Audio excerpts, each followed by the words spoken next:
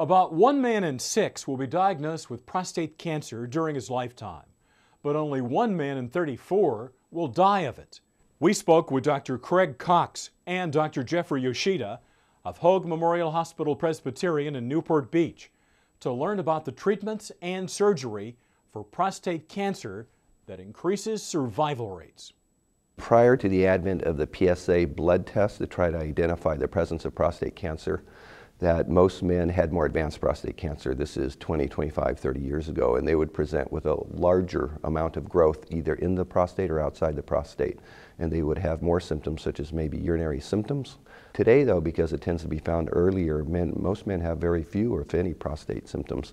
Occasionally the prostate cancer, if it's grown outside the prostate, it affects the nerves that are right between the rectum and the prostate, and that can affect the ability to have erection or erectile dysfunction, as we call it. And some men will present to their doctors having problems with erections, but generally most men today, because it's found much earlier, tend not to have much in the way of symptoms. Dr. Cox told us how prostate cancer is diagnosed. The diagnosis is usually made by the family practitioner or the internist, the primary care physician, and usually it's found occasionally on examination.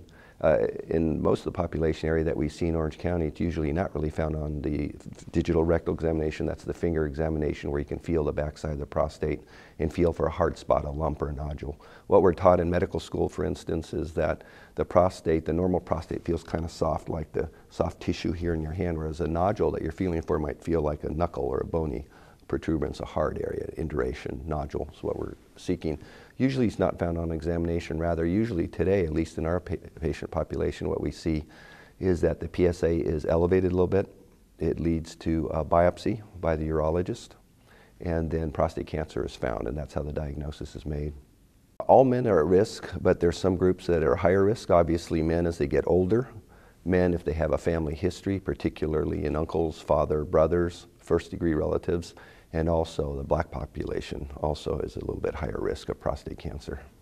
Dr. Cox explains the treatments Hoag offers for its prostate patients. The kinds of treatments in general for prostate cancer, generally they are the curative type treatments would break down into different surgical approaches, different types of surgeries, or different types of radiation. From the radiation perspective, generally the radiation breaks down into either direct, what are called brachytherapy, or seed implants, where small radiation sources are placed either temporarily or permanently directly into the prostate. Those are called seed implants.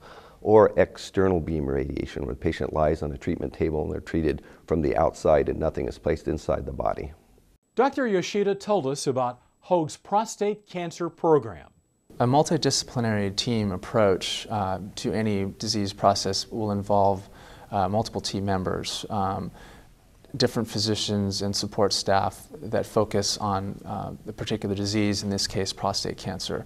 So we'll have radiation oncologists, we'll have surgeons or urologists, we'll have medical oncologists, and also pathologists and radiologists who are involved in the diagnostic process.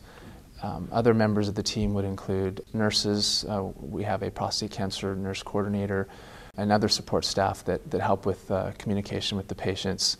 With a complex diagnosis, a lot of times we will need input from a radiation oncologist or a radiologist or a medical oncologist or a surgeon, and having all these team members present will facilitate the decision making and help the patient in making the right decision, or helping us make the right decision for the patient. We have a prostate cancer support group which meets once a month, attended by prostate cancer patients who have been treated, and it's also attended by patients who have been recently diagnosed with prostate cancer. So you get a blend of different experiences that get shared among the different patients, and it really helps them through the process emotionally.